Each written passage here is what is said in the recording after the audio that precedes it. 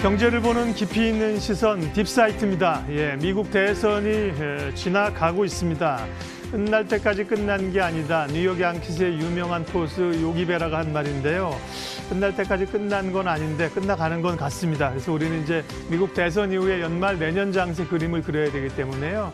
큰 흐름의 트렌드를 보면서 그림들 그려보려고요. 오늘은 SK증권 리서치센터 최석원 센터장님 모셨습니다. 어서 오십시오. 네, 안녕하십니까.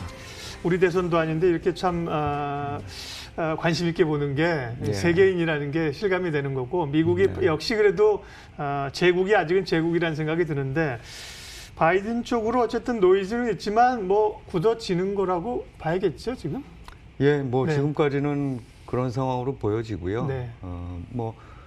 다양한 지금 노이즈들이 나오고는 있습니다만 미국의 정치 시스템이 우리가 암만 뭐라고 얘기를 해도 상당히 오랜 기간에 걸쳐서 여러 가지 관습들과 여러 가지 법제들을 통해서 만들어졌는데 그게 정말 예상하기 어려운 방식으로 흘러가는 이런 상황은 아니라고 봐요.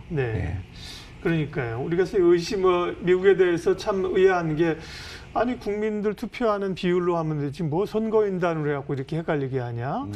총기 규제를 왜 안 할까. 그런데 그게 자기네 역사 속에 오랫동안 뿌리 박은 또 미국이라는 그 각 연방이 하나의 국가잖아요, 사실은. 그렇습니다. 연방 국가라는 그런 게 있는 것 같습니다. 그런데 트럼프 대통령은 계속해서 어쨌든 간에 불복 선언을 하고 오늘도 아침에 기자회견이 있어서 저희가 그런 얘기했습니다. 트럼프의 성향이라면 불복이지만 혹시나 뭐 좀 좋은 얘기 할까 했는데 역시나 이게 길어지는 거에 대한 리스크잖아요. 2000년 엘고 당 그 남은 리스크는 어느 정도 영향이 있을까요? 일단 잠시 전에도 말씀을 드렸지만 그 미국의 시스템을 저는 믿고 있고 이번에 또 선거를 보면 상당히 중도층의 선택이 합리적이라는 생각을 하게 됩니다. 일단 왜 트럼프가 아닌 바이든이 이렇게 지지를 계속 얻고 이게 선거까지 어쨌든 이어지게 되느냐를 보면 미국에는 말씀하신 대로 그런 공화당적인 입장, 그러니까 우리가 지금 이해를 못하는 부분의 국민들도 상당히 많이 계세요. 그렇죠? 예를 들면 전 국민 의료보험 같은 것도 예상외로 굉장히 많은 사람들이 반대를 하거든요.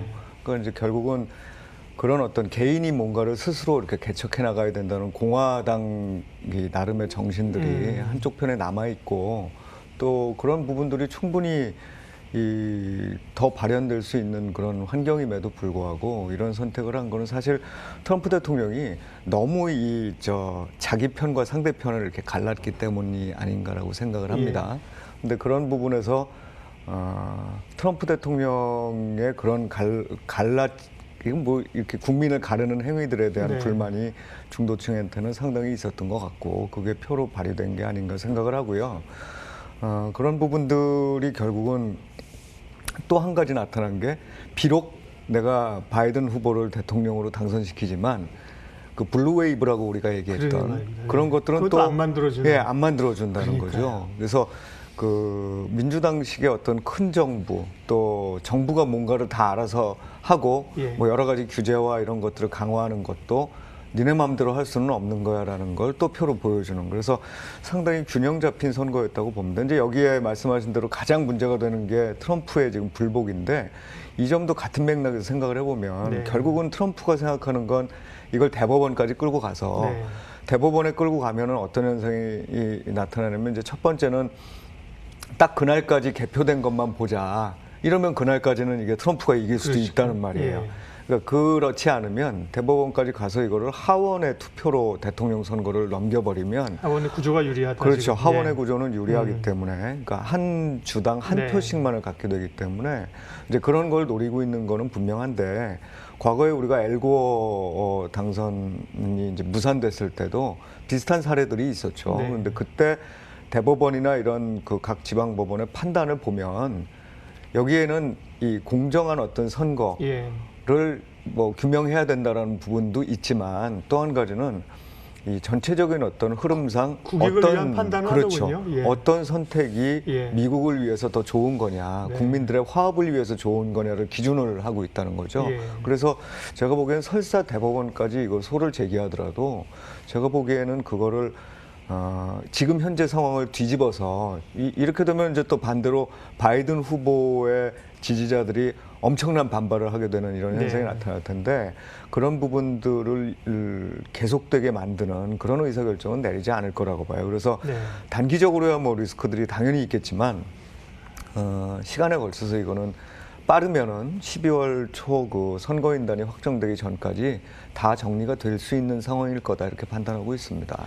학습 효과라고 하는 게 참 무섭습니다. 우리가 요즘 뭐 네. AI 얘기하지만 인간 자체가 AI인 것 같아요. 왜냐하면 그럼요. 이 코로나도 우리가 이제 처음 발병했을 때는 정말 우리가 어려웠지만 이제는 사실 재확산되지만 어쨌든 이길 수 있다라는 생각이 네. 있고 2000년에 그 엘고하고 부시 간에 학습 효과가 있기 때문에 그 당시 뭐 나스닥이 20%가 떨어졌다면서요. 그렇죠. 예, 그런데 많이 지금 빠졌죠. 시장이 반응하지 않는 거는 네. 결국 종국을 알고 있다 이런 판단인 것 같습니다. 참 인간이 참 뛰어납니다. 네. 자, 우리 이제 조금 더 경제적인 또 투자자 입장에서 접근을 또 아니할 수가 없는데요. 네.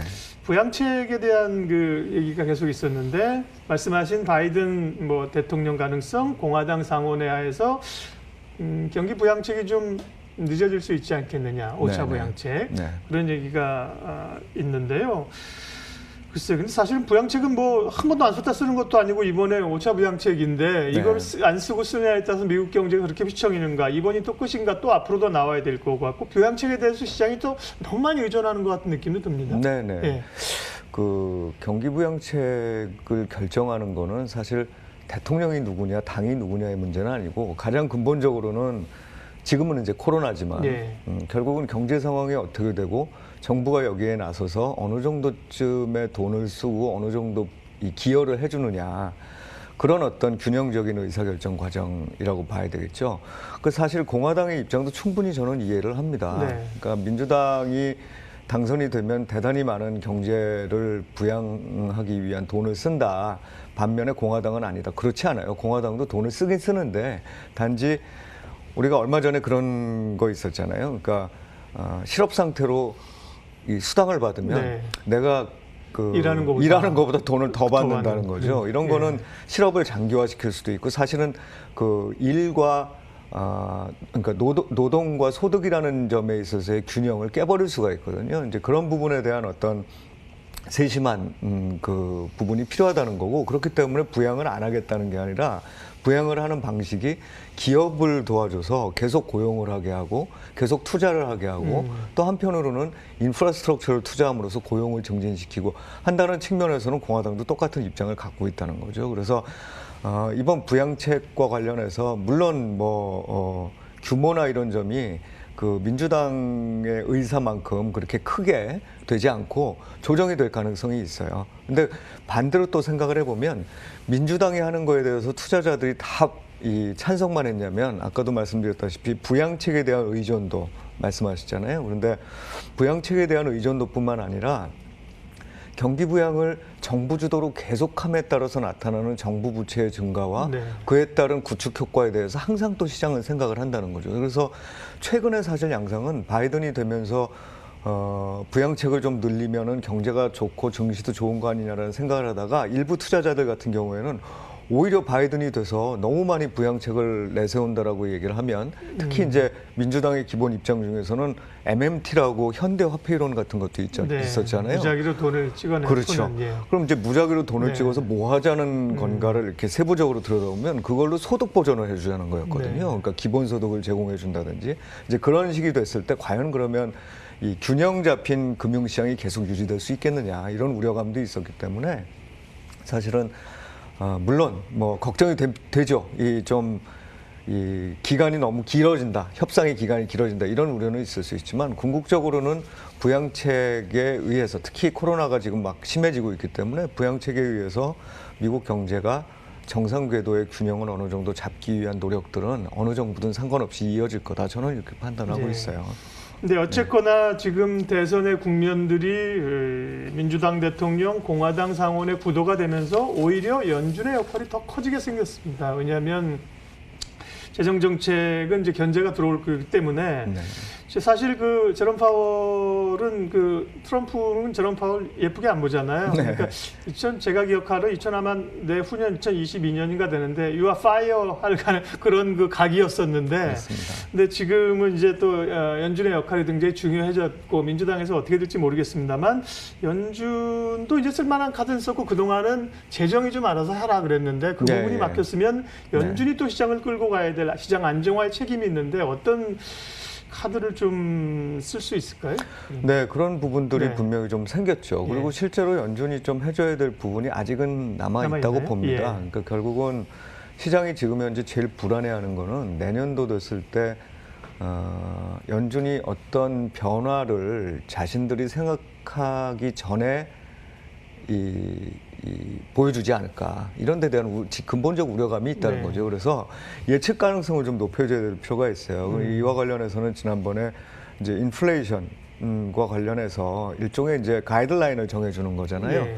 그 평균적인 인플레이션, 에버리지로 인플레이션을 보면서 간다. 그런데 어느 정도 기간의 인플레이션을 볼지 이런 부분에 대해서는 사실 말을 안 해놓은 구체적으로 상태예요. 예. 그게 사실 한쪽으로는 자기 발목을 잡을 수 있다는 생각을 분명히 하는 거죠. 예. 근데 분명한 거는 상황이 우리가 뭐 연준이 정책을 하고 재정 정책을 쓰는 그 기본적인 이유라는 건 경제를 계속해서 어쨌든 잘 끌고 나가자는 데 있는 거잖아요. 네. 그러니까 물론 굉장히 장기적인 어떤 차원에서 보면 연준이 균형을 잡아야 된다는 것도 분명한데 우리가 앞에 있는 괴물하고 싸워서 지면 그 다음부터는 사실 뭐 뭔가를 할 수 있는 여지가 별로 없어지는 거죠. 네. 그런 차원에서는 연준의 역할도 아마 조금 더 강해질 거라고는 생각이 들고 또 연준이 시장의 기대와 다르게 이 전반적인 자산 시장이라든지 또는 경제에 충격을 줄 만한 액션을 취하는 방식으로의 의사결정을 내리긴 좀 어렵다고 생각을 하고 있습니다.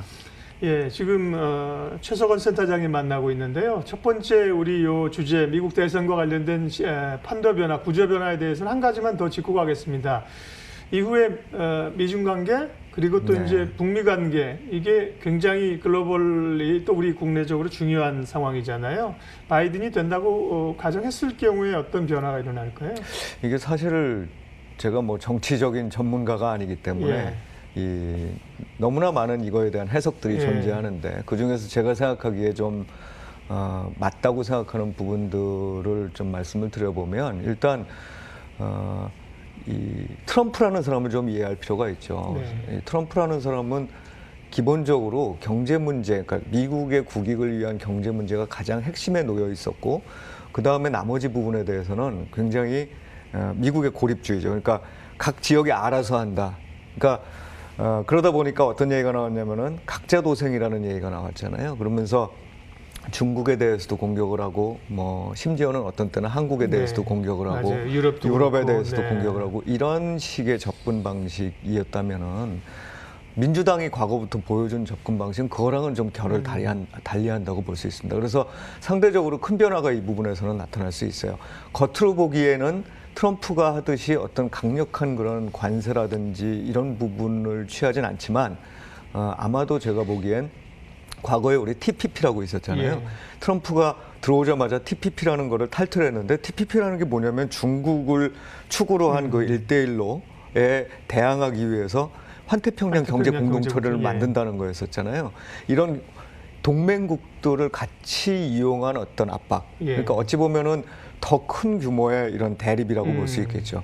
그런 차원에서 보면 사실은 저는 중국과의 관계가 장기적으로 봤을 때 괴로워지네요. 예, 좀 이렇게 썩 좋을 것이냐라는 부분이 있고 우리나라를 예를 들어서 본다면 그런 어떤 동맹에서 이 참여를 어떻게 해야 되느냐에 대한 이제 고민이 생길 수 있을 거라고 봅니다. 네. 사실 우리는 TPP에도 참가를 안 했고 또 물론 이제 비건 이 국방장관 네. 같은 경우가 그 쿼드라고 있지 않습니까? 그러니까 네. 비공개로 그 미국과 호주 또 인도, 일본 이렇게 해서 계속 그 군사적인 어떤 이 훈련도 하고 이런 게 벌써 90년대부터 있었던 얘기인데 거기에 사실은 우리나라를 포함시키는 확대된 공식적인 체계로 만들려고 했었죠. 그런데 이런 부분들이 좀 더 강조될 가능성이 있다고 보면 이제 이 의도치 않게 선택을 해야 되는 과정에 우리가 좀 놓여지지 않을까라는 생각이 듭니다. 그래서 트럼프 대통령 때보다 오히려 굉장히 세심한 그 대중 관련된 대미 관련된 정책들이 마련돼야 될 필요가 있다고 생각이 들고요. 북미 관계에 대해서도 조금 비슷한 결이라고 볼 수 있는데 사실은 트럼프 대통령은 북한이 뭐 인권 문제가 있고 뭐 이런 부분들에 대해서는 사실 큰 관심이 있는 게 아니었어요. 그러니까 미국의 어떤 경제적인 목적이라든지 또는 때로는 본인의 정치적인 위상을 위해서 이 북한과의 관계를 활용했다고 생각을 한다면 과거에 오바마 정부 시절에는 그 전략적 인내라고 하잖아요. 네. 그런 전략적 인내라는 게 뭐냐면 비핵화 또는 인권 문제 이런 거에 대한 확실한 답이 없을 때까지는 같이 만나지도 않겠다는 얘기고 주로 이제 만나는 거는 그 탑다운 방식이 아니라 실무전식에서 그런 것들을 해나가는 방식이기 때문에 이 북한과의 관계도 생각보다는 그 트럼프 시기 때보다 조금 더 나빠질 수도 있겠죠. 네. 그래서 어찌 보면 그 경제적인 안정성이라든지 모든 면에 있어서 안정성은 바이든 후보가 좀 더 나아질 수 있지만 이런 대외적인 부분에 있어서의 우리가 선택해야 될 길은 조금 더 복잡한 셈법들이 필요한 그래서 상대적으로 불리할 수도 있는 이런 상황으로 가는 것 같습니다. 너무 재밌고 중요한데 우리가 또 정시 얘기도 해야 돼서요. 네네. 연말 흐름들이 어쨌든 간에 부담들을 꽤 벗었습니다. 미국 대선의 불확실성, 그다음에 양도세 문제도 15 유지가 됐기 때문에요. 네. 일단 뭐 내년 경제 상황 하기 전에 이제 연말 랠리가 좀 있을 수 있을까요? 분위기를 타고요? 네, 조금 가능성은 네. 커졌다고 봅니다. 예. 그러니까 그동안에 우리가 굉장히 우려했던 바들이 결국은 말씀하셨던 이제 대선 문제도 있고 네. 국내에서는 양도세, 대주주 양도세죠. 네, 네. 사실은 3억 원을 기준으로 할 때 대주주냐 아니냐 이런 논란도 있긴 네. 있습니다만 여하간 그거를 이렇게 되돌리기로 하면서 이게 직접 팔아야 되는 분들한테도 부담이 됐지만 사실 시장한테 더 나쁜 영향을 미친 거는 그럴 수도 있기 때문에 나도 기다려야 된다는 그러니까요. 얘기인 거거든요. 그러니까 그런 부분들이 좀 수그러들 가능성은 분명히 있다고 보여지고요. 이제 그런 이슈들이 지나고 난 다음에 우리가 볼 거는 결국은 경제 상황이나 이런 부분이죠. 물론 경제 상황이 그렇게 유리한 것만은 아닙니다.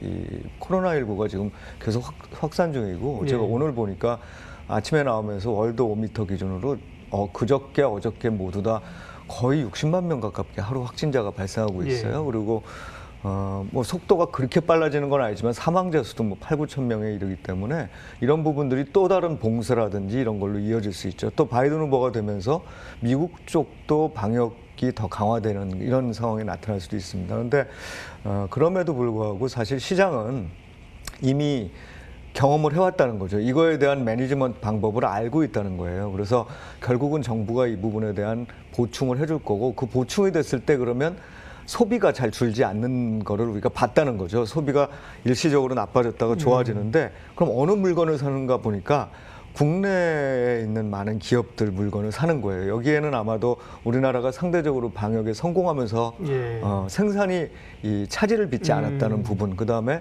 글로벌 밸류 체인에서 그래도 경쟁력 있는 기업들을 여러 가지 갖고 있다는 네, 부분들이 네. 영향을 미치는 건데 이런 부분들을 생각하면 제가 보기엔 뭐 연말까지의 장이 그렇게 나쁘게 볼 이유가 별로 없는 것 같아요. 네. 예, 게다가 바이든이 되면서 발생하고 있는 이런 이 달러 약세에 대한 기대감들도 외국인들의 매수를 조금 증가시킬 수 있는 가능성이 있습니다. 네.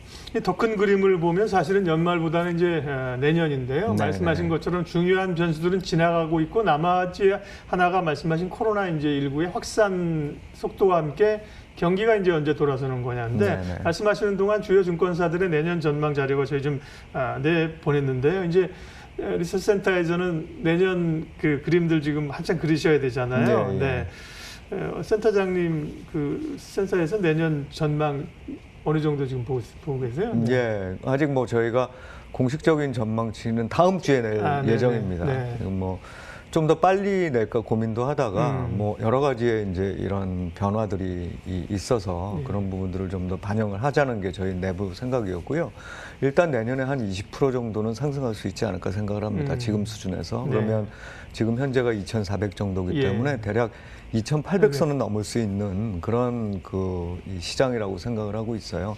기본적으로 그렇게 생각하는 건 지금 여러 가지 정치적 이슈들이나 이런 것들이 넘어가고 있는데 이 다음부터 이제 나타날 거는 결국 경기가 계속 끌고 나갈 수 있느냐의 문제인 거죠. 거기에는 가장 핵심적으로 기업 이익이라는 것들이 있을 거고요.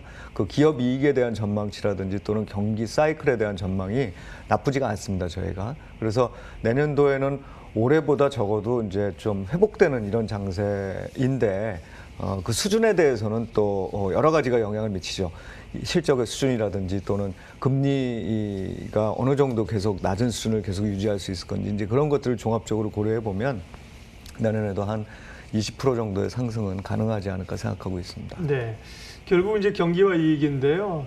사실 올해가 워낙 안 좋았기 때문에 이제 기저가 또 있을 거 아닙니까? 내년에 네네. 가면요. 그래서 이익은 제가 여기 저희 준비한 자료에는 내년에 영업이익 180조, 전년비 37% 증가 이런 이제 자료도 보고 있는데요. 네네. 이익이 늘어나고 그러면 그 이익이 좀 늘어날 수 있는 섹터는 주로 어느 쪽일까요? 이제 뭐 전반적으로 우리가 이 이익이 늘어나는데 네. 그 뭐 180조라고 그러니까 굉장히 많아 보이긴 하지만 예. 사실 이게 예. 2018년, 17년 수준인가요? 이때보다 약간 작은 수준입니다. 예. 오히려 그러니까 올해에 비하면 굉장히 드라마틱하게 이제 회복을 하는 거이긴 하지만 우리 기업들이 갖고 있는 포텐셜을 감안을 하면 사실은 뭐 충분히 달성 가능한 수준이라고 볼 수 있고요.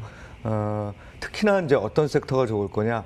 지금 이거를 보기 위해서는 전체적인 경제 구조를 좀 봐야 되는데 아까 제가 소비가 잘 안 줄었다고 말씀드렸잖아요. 네. 이게 소득을 보전해주는 정책이 이제 주된 그 이유였다고 봅니다. 근데 그 소득을 보전해주고 소비가 글로벌리 생각한 것보다 탄탄하게 유지가 될 때 어느 쪽의 제품을 많이 샀느냐가 중요한 거고 거기에서는 아시아 쪽이 굉장히 수혜를 봤어요. 뭐 대만, 우리나라, 이 중국 이렇게 네. 수혜를 받습니다.